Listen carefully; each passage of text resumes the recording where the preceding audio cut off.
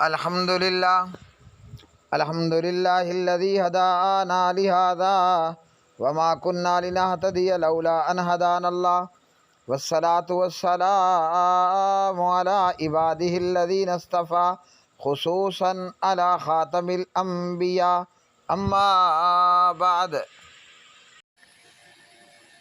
ٹھہریے، آگے بڑھنے سے پہلے چینل سبسکرائب کریں، بیل آئیکن دبائیں اور ویڈیو کو لائک کریں۔ السلام علیکم ورحمۃ اللہ۔ بھائی کا سوال یہ ہے کہ حضرت عبداللہ صاحب اور بی بی آمنہ صاحبہ ان کی شادی کب تک رہی وغیرہ۔ نبی پاک علیہ الصلاۃ والسلام کے والد جناب عبداللہ اور آپ کی والدہ حضرت بی بی آمنہ صاحبہ، آپ صلی اللہ علیہ وسلم کے دادا عبد المطلب نے اپنے بیٹے عبداللہ کی شادی بی بی آمنہ سے کی، ٹھیک ہے جی۔ اور یہ بی بی آمنہ صاحبہ بھی بڑے شرف و مقام والی تھیں اور بڑے شرف و مقام والے خاندان سے تعلق رکھتی تھیں۔ اچھا جی، جب شادی ہو گئی نا عبداللہ اور بی بی آمنہ صاحبہ کی، تو یہ تھوڑا عرصہ آپس میں اکٹھے رہے۔ اب وہ میں نہیں کہہ سکتا کتنا عرصہ تھا۔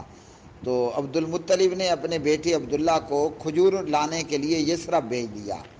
عبداللہ وہاں گئے اور وہیں ان کی وفات ہو گئی۔